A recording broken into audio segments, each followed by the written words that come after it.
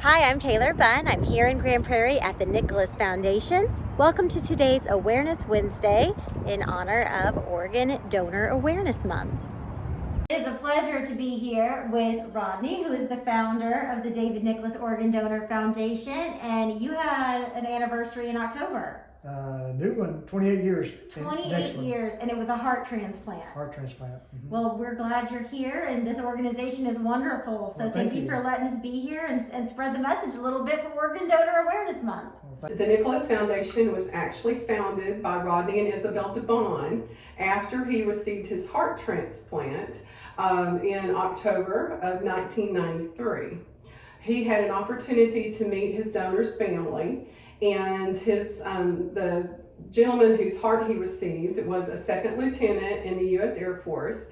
His name is David Nicklas, and David's mom did not want her son to go unnoticed, so they decided to create the 501c3 nonprofit and name it after David. When Rodney first started, he decided that he owned planes. He had a charter plane company. He got ill and he thought he had the flu. So when he finally went to the doctor, he was told that he had his heart was only functioning at 12% and that he needed to go on a transplant list. And at that time, the wait time was 12 to 18 months. And when he asked the doctor what he thought his odds were on a scale of 1 to 10, the doctor told him a 1. Wow. That he did not feel like he would live long enough to receive the transplant. Rodney was told, or read somewhere, I think, that oftentimes people would not wake up if they went to sleep. So he decided he would stay awake as long as he could. And one of these wee mornings, when he was awake about 4 o'clock, he decided that he needed help. And he was raised in the church. He took down the Bible and he just kind of let it fall open, and it fell to a Psalms verse. And he told God that if you'll let me see my boys raised till they're grown, then I will do whatever you lead me to do to pay it forward. And he has done that many, many times over with what he's done. So a little bit after that morning, he received a call from a friend of his who was a Special Forces military man. His name was Ken Johnson. And he told Rodney, he said, you know, I don't know why, but I heard you needed a heart, and I just had this need that I had to call and tell you I'm going to find you one. So Rodney just said, well, okay, Ken. 6 weeks prior to the transplant, Ken had introduced Rodney to David's grandpa. They called him Lucky. So Lucky Bramlett had maybe a 2-hour meeting, just kind of a off the cuff, just chance meeting. Then 6 weeks later, sadly, David had been to the Air Force Academy, and he was stationed in San Antonio. And he had gotten his vehicle stolen, I believe, on a Friday. He bought a motorcycle on Saturday for temporary transportation. And then on Sunday, he was involved in a fatal accident. Well, a couple of things kind of transpired. When he was at the Air Force Academy, he met his best friend. His name is Mark Wagner. And within the first 5 minutes of meeting Mark, he goes, let me see your driver's license. And he's like, what for? And he goes, I want to see if you're an organ donor. So that was mention one. Then whenever he joined the military, he had mentioned to his older brother that when it came his time, he wanted to go out in a blaze of glory, saving people's lives. So after they had this conversation about, would you consider donating his organs, they decided to sleep on it that night. He was still on life support at that time, just had no brain activity. And that evening, Lucky, who had met Rodney 6 weeks prior, said he was in a deep sleep, and he felt as if something grabbed him up by his shirt top, and all he could think of was Rodney. And he's like, well, who is Rodney? Well, then it dawned on him that he had met Rodney DeBon 6 weeks prior. So when the family went in and told the hospital, okay, we'll donate David's organs, but his heart has to go to Rodney DeBon.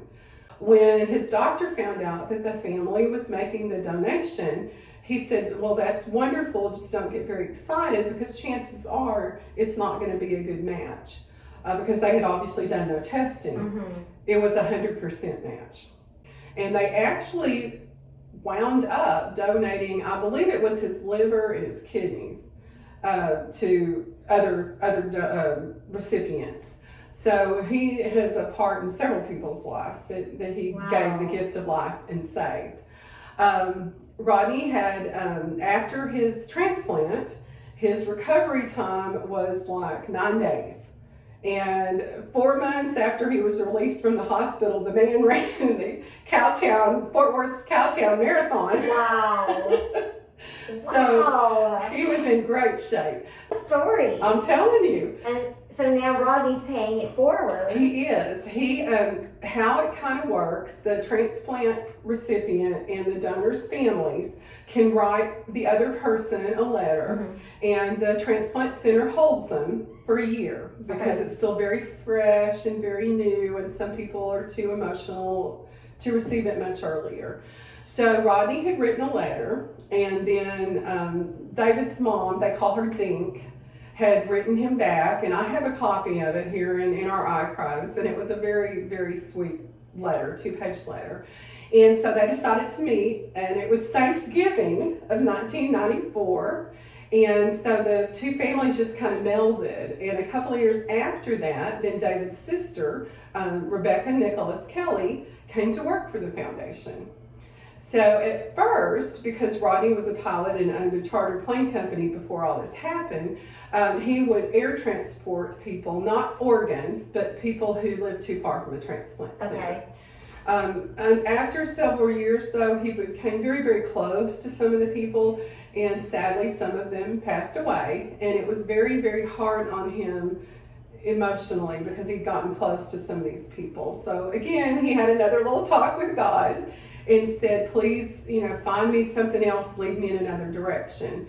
And when he had gone to school, he had taken real estate classes. So he decided that he would go into real estate development. And what we do now, we will have our patients, or the transplant patients we help, stay in the properties that we've built and that we manage. So we currently have 8 apartments that are fully furnished. And so far, we have helped over 100 people. I think it's 105. They come from 15 states.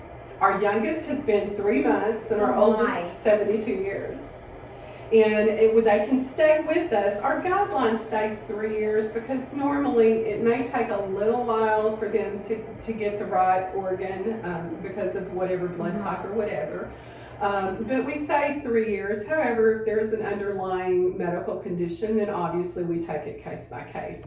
And we had one gentleman that stayed with us, I want to say a little over 3.5 years. And when I added it up, we saved him over $40,000 in housing. Wow. So another really cool thing, when Rodney has time in his schedule, because David was military, he will air transport disabled veterans, again at no cost. So it's a very rewarding place for me to work, and I am so blessed to be a part of the David Nicklas Organ Donor Awareness Foundation. So if people need help, how do they find you? Generally, they come through the caseworkers. Okay. Because the caseworkers kind of know what their circumstances are. We ask that they send us people who live 3 hours or more away. The reason being, on transplants, there's a certain, for lack of better terminology, shelf life. And for a heart, it's 4 to 6 weeks. So the time frame is very, very short. So obviously, if you live in Lubbock or El Paso and your doctor is here, you are not going to make it in time. So we figure if you're within 3 hours, you should be okay, and that way we can help someone that lives much further out. Okay. So if people want to help the Nicklas Foundation, what can they do? Go to our website, and it's www.nicklas, and let me spell it for you. It's Nicklas foundation.org, and we have a donate button. And we would love for you to go check out the website and find out more about us and what we do in our story. Prudence, thank you so much for your time today. Thank you, Taylor. We love what you do, and remember, it's Donate Life Month. You should sign up to be an organ donor, and we hope you'll consider helping the Nicklas Foundation. Through the end of April, we're matching all donations up to $1,000 to our campaign for the Nicklas Foundation. Just hop on over to our website, hopeforall.us, click the Give Now button, and in the Designee drop-down menu, select the Nicklas Foundation. Thanks for helping.